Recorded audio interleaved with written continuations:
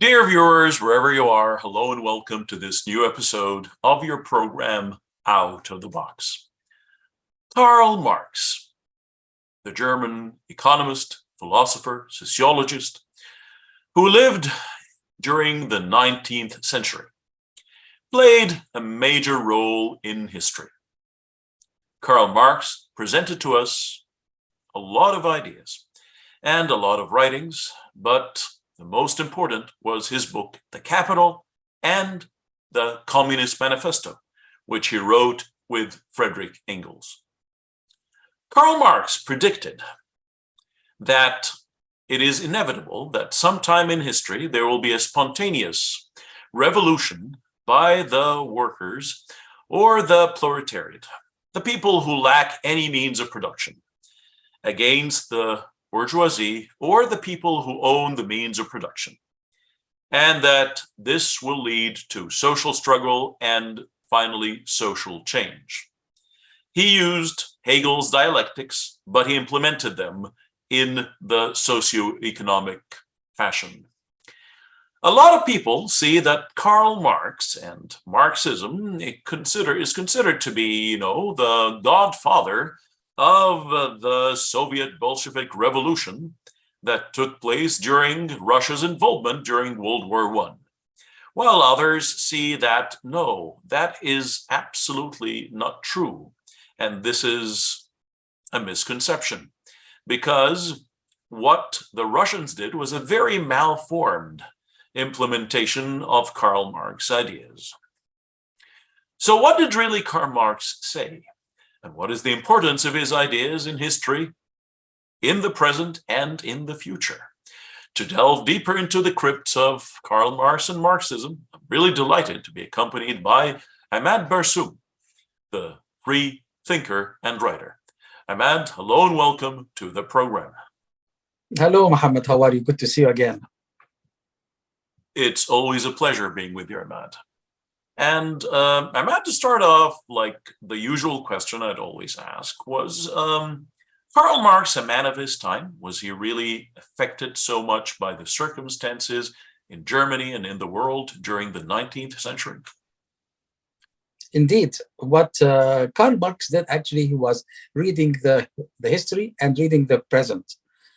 He grew up in Germany, his first 8 years before he moved to England. And Germany at that time and England even were two capitalist countries, one of the biggest capitalist countries in the world. So he have witnessed by himself and firsthand the struggle of classes. And that's what forced him to leave the medicine and start being a journalist. So he wanted to speak out on behalf of the proletariat, and he wanted to support them. And then he started his journey as we know it, which we will talk about it now. But yes, of course, he lived among the two most capitalist countries at that time when he was alive.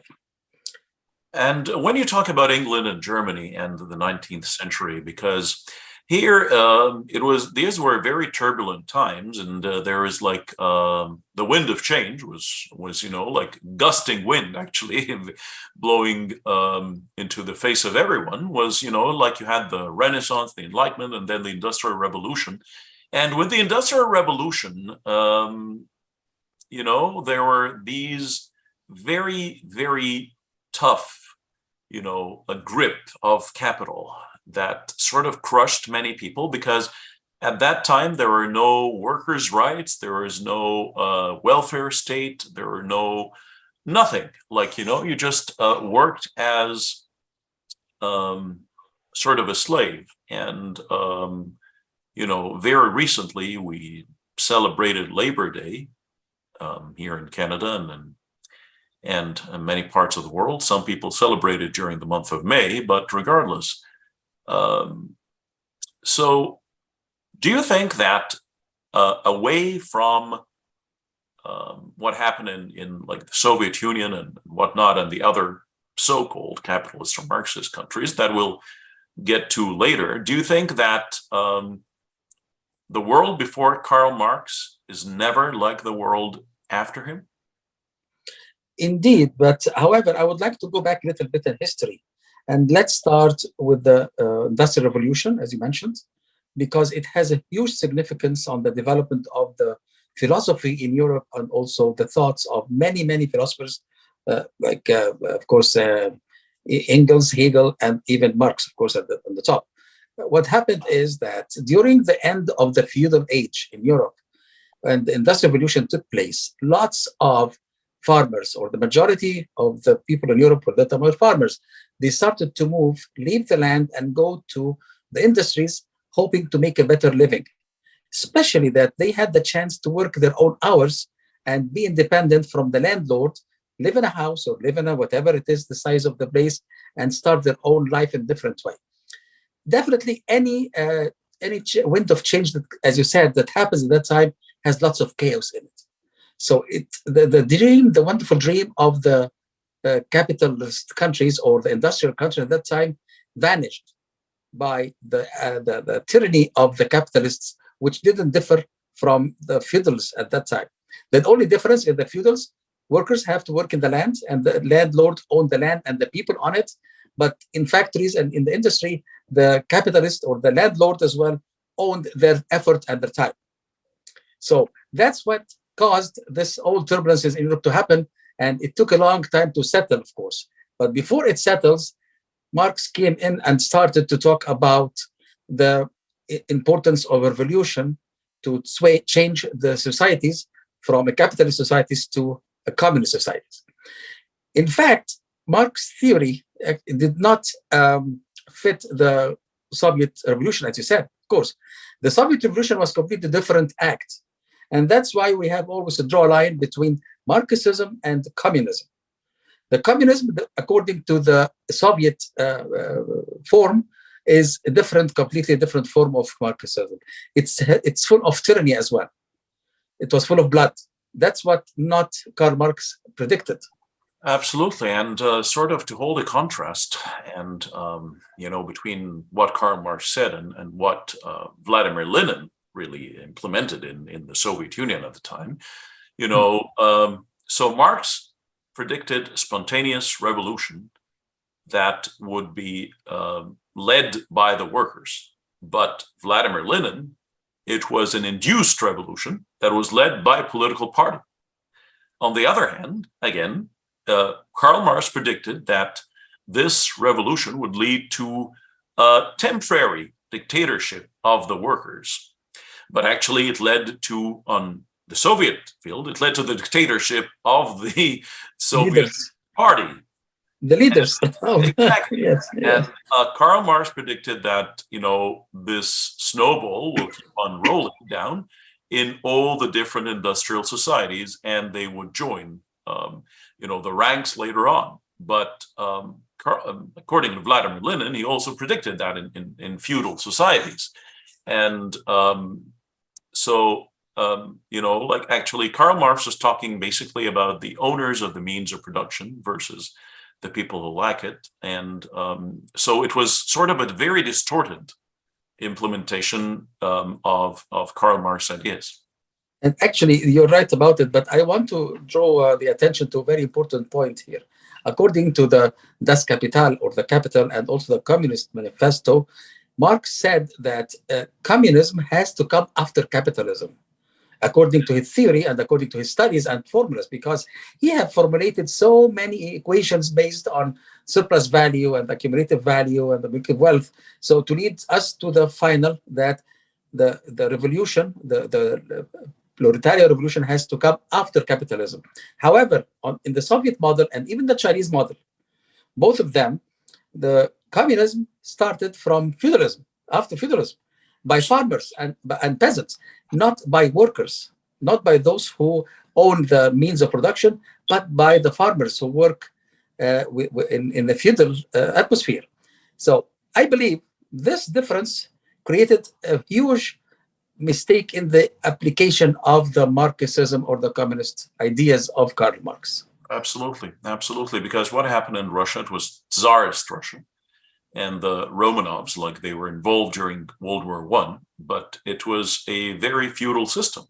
So you had the landlords, the serfs working for the landlords, and of course they were crushed. It was There are very, very harsh times economically, and which even led to Russia's withdrawal from World War I, as part of the alignment. So it's a very, very different scenario.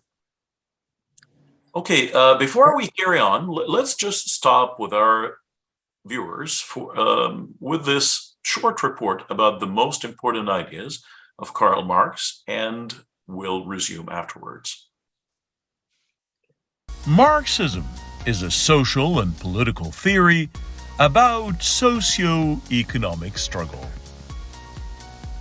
The Communist Manifesto of Karl Marx and Friedrich Engels, the two German philosophers, explained class struggle and revolution.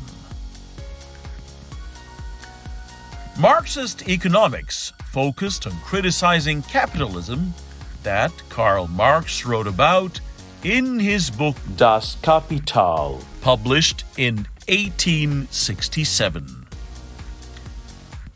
Marx's class theory conceptualized capitalism as one step in the historical progression of economic systems that follow each other in a natural sequence. According to Marx, the capitalist society consists of two classes. The first class, the bourgeoisie, or business owners, who control the means of production, and the proletariat, or workers, whose labor transforms raw commodities into valuable economic goods. Since workers do not own the means of production, such as factories, buildings, and materials, so they will have little power in a capitalist economic system, where also in this system, workers can be easily replaced, thereby reducing their perceived value, and thus making them extremely expendable.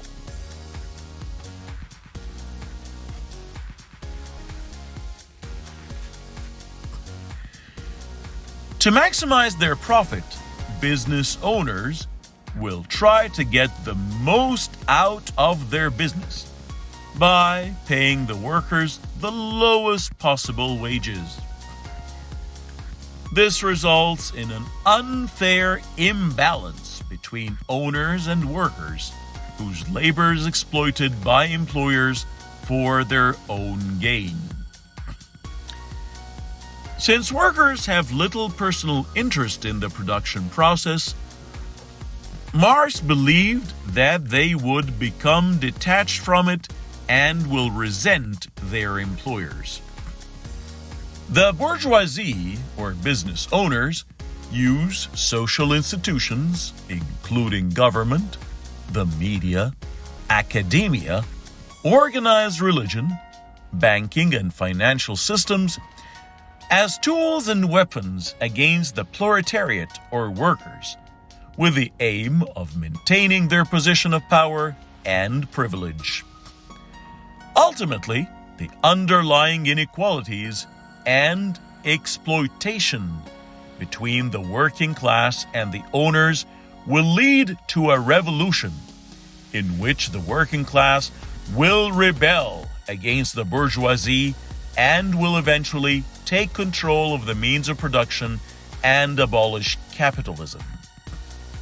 Thus, Marx believed that the capitalist system contains by its very nature the seeds of its own destruction. According to Marx, the revolution of the workers will be led by enlightened leaders known as the vanguard of the proletariat. The vanguard of the proletariat will understand the class structure of society and will work to unite the working class by increasing public awareness. As a result of the revolution, Marx predicted that private ownership of the means of production would be replaced by collective ownership. And in the last stage of human evolution, there will be no social classes or any class struggle. Dear viewers, after watching this, a very, very brief summary of Karl Marx's ideas during this report, because to put all Karl Marx ideas in details, it will take us hours and hours and hours. We return back to our discussion with Ahmad Barsoum. So, Ahmad, we talked about like how the Soviet Union sort of implemented a distorted, version of Karl Marx ideas, and you also talked about China. And so, do you think that so far did any country come at least close to Karl Marx ideas? We have, we have Cuba, we have many countries in East Europe, East Europe, and in Africa as well, in Asia. We had, of course, the Che Guevara and Fidel Castro story, and exchanged allegations between each other that according to Che Guevara, somebody like he was a traitor. He received Fidel Castro as a traitor, as someone who just exploited him. While Fidel Castro just thinks that Karl Marx is just, I'm sorry, he thinks that Che Guevara is fake, and and all these are just sham,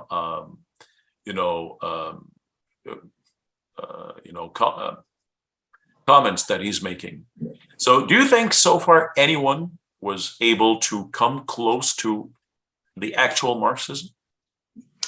Well, I haven't seen any regime yet or system since Karl Marx ideas were published and adopted by some parties in the world that is really applied as what he said. Karl Marx theories and books and writings, I believe they are so too good to be true. It needs, it's close to the utopia, actually.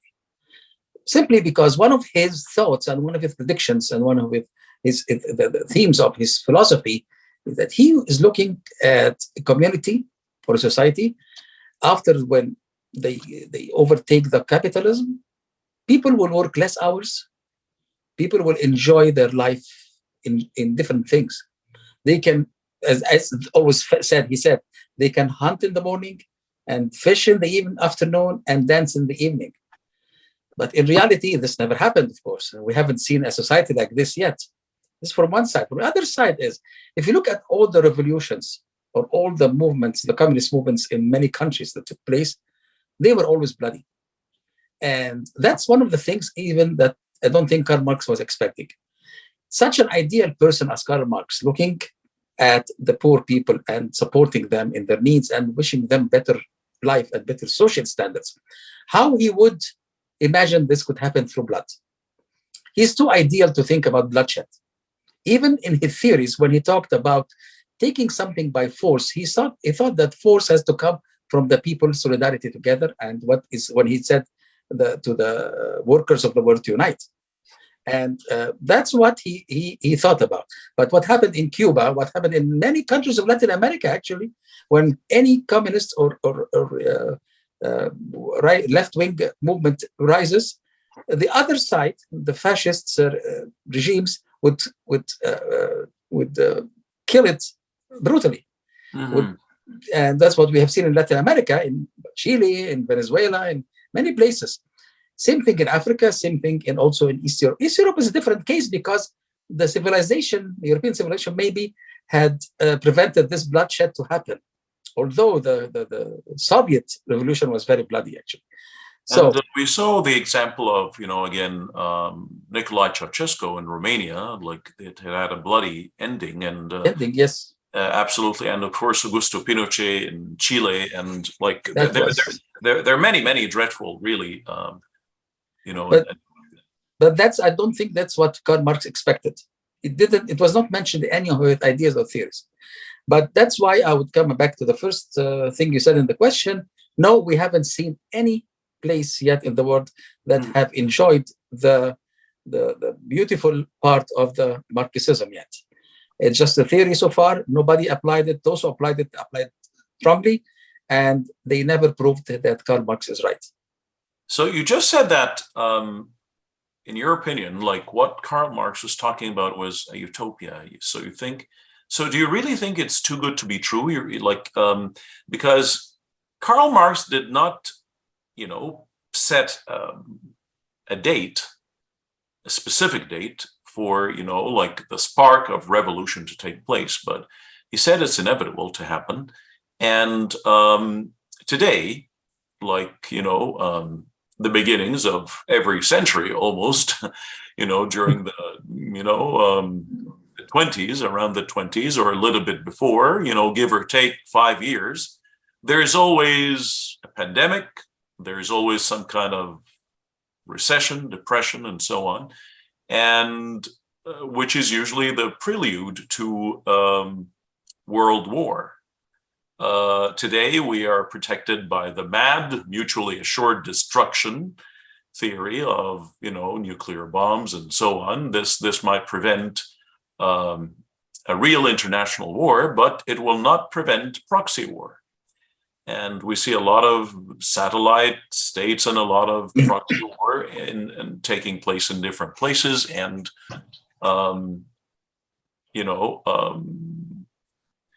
so do you think that it might be possible that in the days to come that people might revolt and say, we're sick of this. We don't want to struggle anymore. And we want to own our future, because at the end of the day, if I'm working, no matter how much I work, still the owner makes much more profit than I'm doing. And again,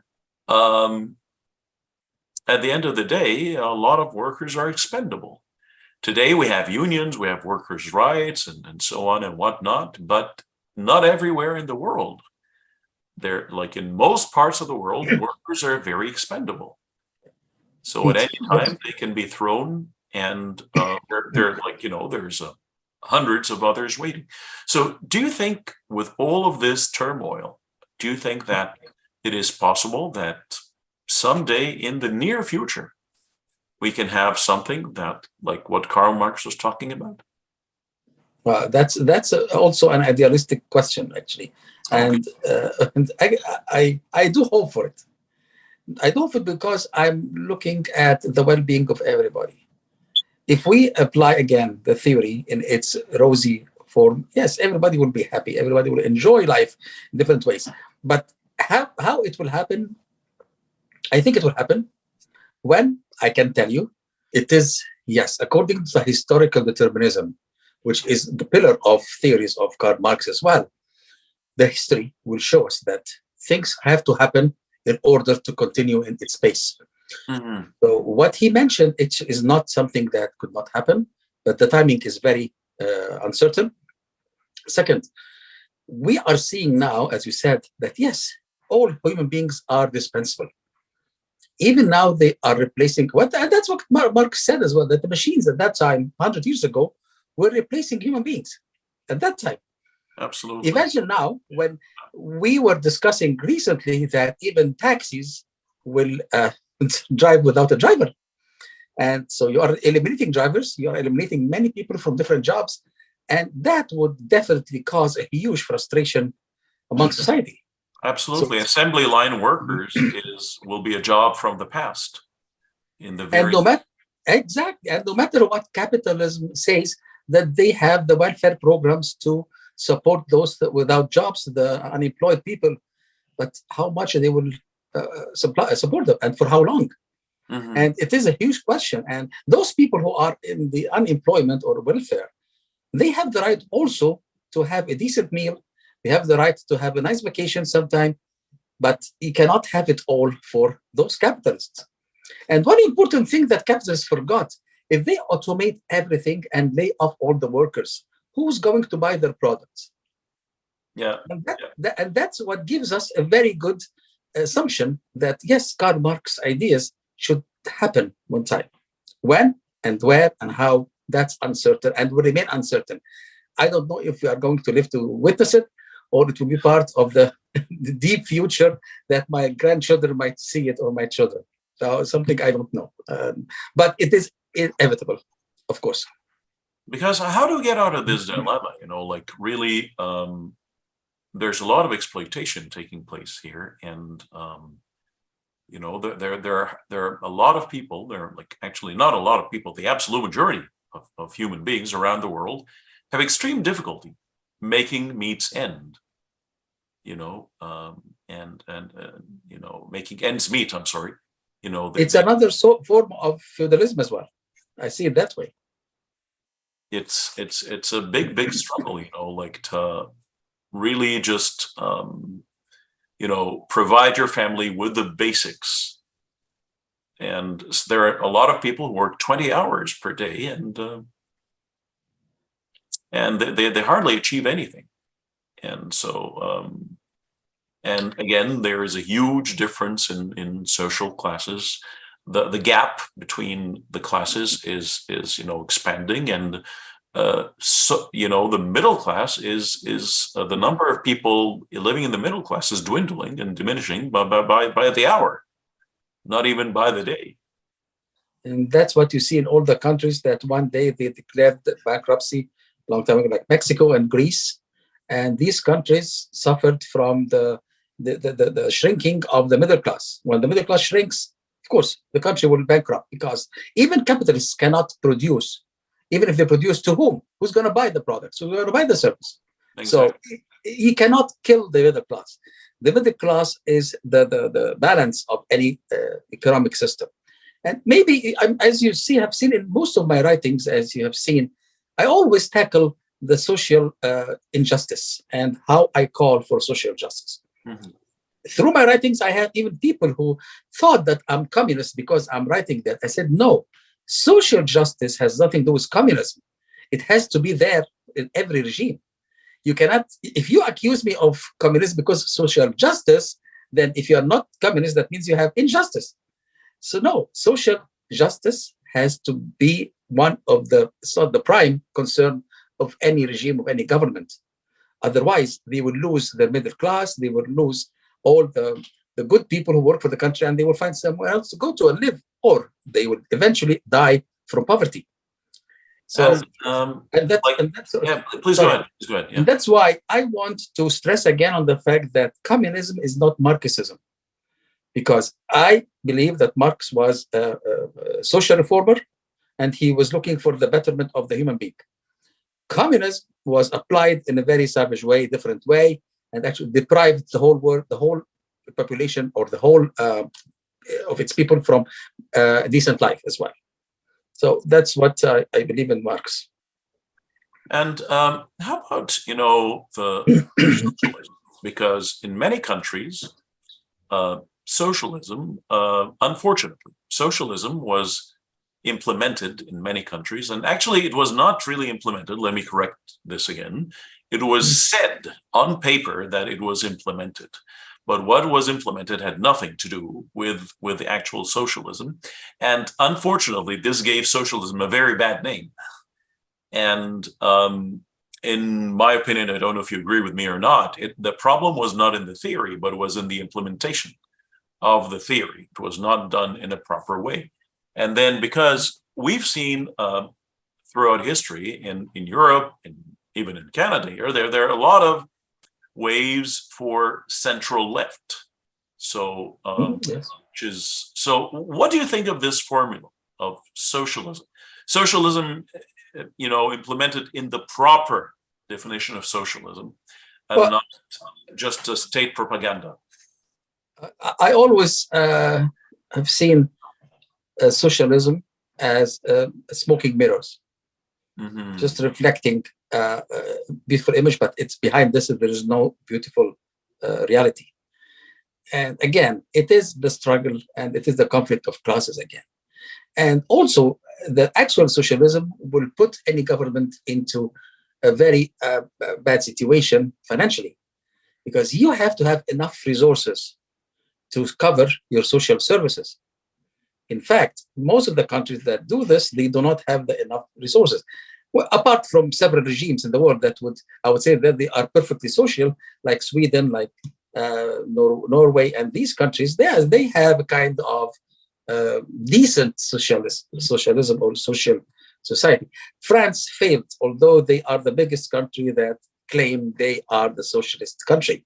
However, they failed in that because they have lots of struggle of classes and clash of classes in it, especially that they have lots of immigrants soon. So I don't want to go to that area of immigrants to be misunderstood, but immigrants can be a very good resource for balance in any society if they are utilized perfectly or properly. However, in the French model, the immigrants from North Africa, actually, and by millions, they were not utilized in the building of the economy, although they could be a very good fuel for economic development. And it happens also here in Canada as well, in a way, when we see lots of immigrants with good skills and very multiple talents, they are not utilized properly as well. So you need those people to fuel your economy so you can achieve the real socialist system. But again, social systems are again too good to be true, and I wish I see one as well in reality. So, like, speaking of France, we have Jean-Jacques Rousseau, who wrote, the social contract. But you feel that, unfortunately, like France failed to implement, the ideas of its thinking. Yes, yeah.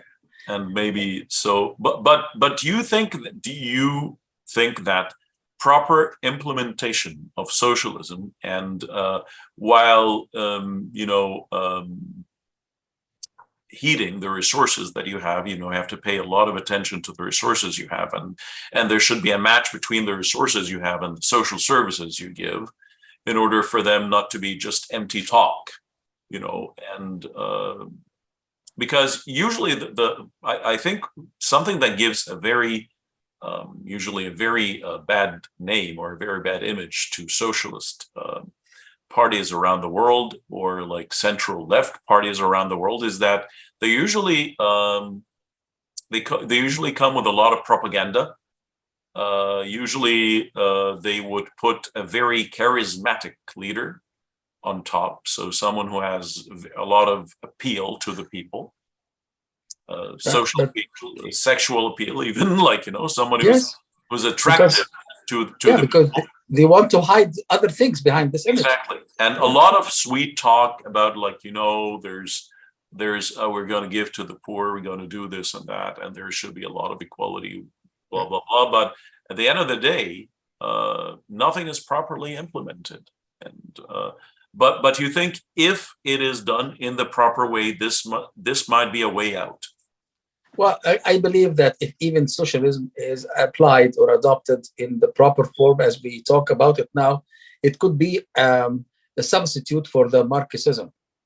And I would say Marxism, not communism, because again, we have to draw a line, because communism left bitter taste in everybody's thoughts and mouths, and we have seen it in reality. So yes, if we use Marxism versus socialism, I believe socialism, if it's applied, it will be the best solution. So we don't have to try something that's unknown like the Marxism, or even to fear the repetition of what happened before in the communist countries, and be based again on Marx theories of historical determinism as well. So to avoid this, to avoid any danger of this idea, is the best solution is socialism. And back to the social contract that you have mentioned by Jean-Jacques Rousseau, the French philosopher. Do you think that really when we signed the contract with the government to take care of us, we give them the full authority to control our life? Do they do it properly? No. No, on the contrary, the government, whether socialist, pretending to be socialist, or capitalist, or whatever it is, or conservative, these governments, they still want your money, whether you work or not. If you work hard, they take your money. If you don't work, they don't give you enough money to survive. So where is the social contract here? They didn't apply it, not even France. All the countries that pretend to be socialist.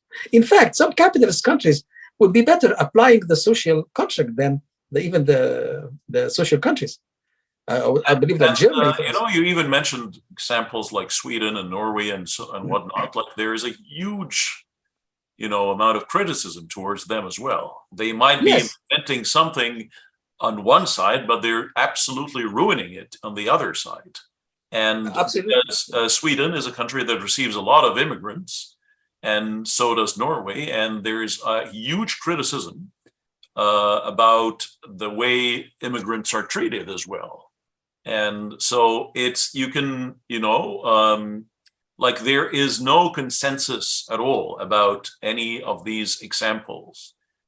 No, So we don't have any, of course, clear view about what's going on. But as I do agree with you 100% that those countries that we use to give an example for the proper form of socialism, they are suffering themselves from inner problems. and actually in Sweden, people might give an example of Canada. Yes. We're Well, living in Canada, and which is seen as so ideal, but maybe we're like we know what's really going on, so we might give criticism and praise others, but the others actually they criticize themselves more harshly than we do here, and they would praise us. So it's just the grass is always greener on the other side of the fence, basically. yes, or we see Sweden from far, so it's good from far, far from good. Exactly. And same Canada for them as well. So we are far from them. Absolutely. So yeah, but I do agree, yes, that it is not there yet that we could find any proper social system that would give equal rights to everybody and make everyone on its land living happily. We haven't seen it yet. So what's the difference? It never happened in socialism. It never happened in communism and capitalism. We know what are the negative sides on it and the drawbacks of it. I would suggest something different, actually. I saw that the Chinese model now is very interesting. The Communist Party is still ruling the country, but the country is capitalist. The people are capitalist, but the government is communist, which is a very unique thing that happened. It broke all the rules we are talking about.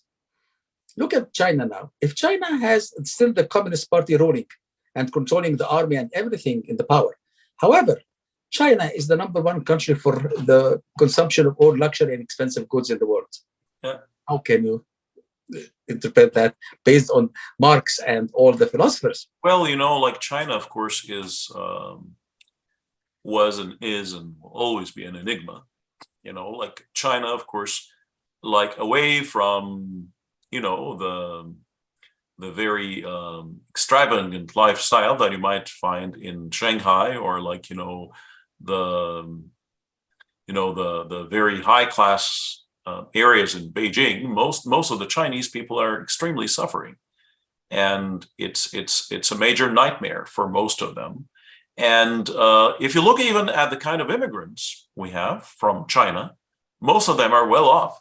So they did not run away because of economic reasons, but because of psychological stress. There's incredible psychological stress over there. You'd have to show up at work on Saturdays to show that your boss that you're serious, because we're talking about, we're almost about to reach 1.5 billion human beings. So again, China has a very, very high GDP, but how about the GDP per capita? There is a huge difference here. Yes, it is. So it is. Yes. If China has a very high GDP, but how many people? So actually, it's not considered one of the success, top economies. If you divide it by the people, it's disgusting. That's one thing. Another thing, of course, like 1997, Hong Kong, returned back to the mainland, and they implemented what is so-called the, one country, two systems. But later on, they sort of, they did not really implement that, and they want to send some people to jail now and trials, and same thing in Macau, which belonged to Portugal, and people are not enjoying their lives at all. Even the well-off people, most of the immigrants are well off. and a huge number of Chinese immigrants in Vancouver came from Hong Kong. So, but Hong Kong is different. It has a different situation a little bit because they came fearing that the Chinese government will nationalize their but wealth. even the people who come here today, until today, from mainland China, most of them are very well off. Yes, but here's something that drew my attention, actually, Mohammed. Those people who are suffering from the huge social gap in China, aren't they a result of the capitalism of the business owners in China? In other words, Yeah. they lots of industries in China, huge. They can make anything you want with any quality. But in order to export these goods with those competitive prices, they are not taking care or paying well to their workers.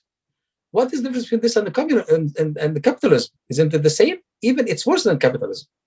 Absolutely. Not even socialism or communism. What it is a very unusual regime actually that's going on there now. And So- it's that's why I always defined, like I said, it's an enigma. It's an anomaly. Yeah. Like China is an anomaly, really. Like and it's a very you have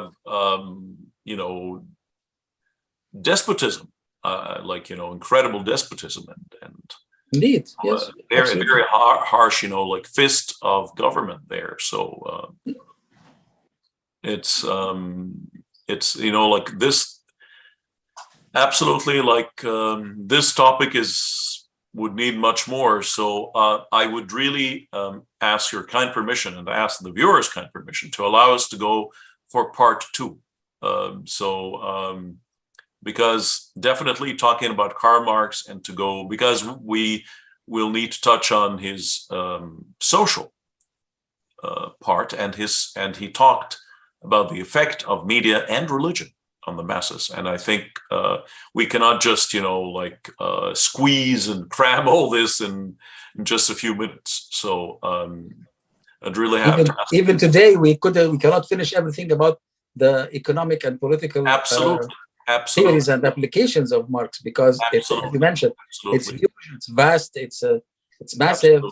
Yes, but we tried as much as we can to shed light on the most important things about, of course. I totally agree with you. Yeah. So, I just have to ask your kind permission and the permission of our dear viewers to just pause for here. So not stop, but we're just taking a little pause, and we can continue next time to delve deeper into Karl Marx ideas. I don't know if we'll need a part 3, but indeed, if we need one, we'll go for one. So Ahmad, really thank you very much for being with us in part 1, and looking forward to seeing you in part 2, at least, if not part 3.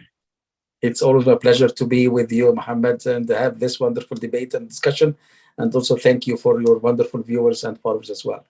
Thank you. Pleasure is always mine. Thank you very much for being with us, Ahmad. Thank you very much. And dear viewers, if we were to sort of recap part 1, so definitely what we had was sort of a discussion, and definitely no one owns the absolute truth. So we're not coming here to preach for socialism or capitalism or communism. No, we're just sharing personal opinions, and no one owns the absolute truth. No one knows what is absolutely right, and who am I, or anyone really, to claim that they own the absolute truth? But it's just a matter of opinion. But definitely struggle between the nobles and the serfs, the capital owners and the workers and so on. This has been as old as history. And when will this end? Or are we really doomed for this, to have this, dilemma of having either, a ruling class that would exploit the lower class, or go for a bloody revolution? Is it either this or that? Is this inevitable? Well, let's wait until we meet again in part 2, maybe. And I'm saying again, maybe we can find a solution. Dear viewers, until we meet again, thank you very much for being with us. Please take very good care.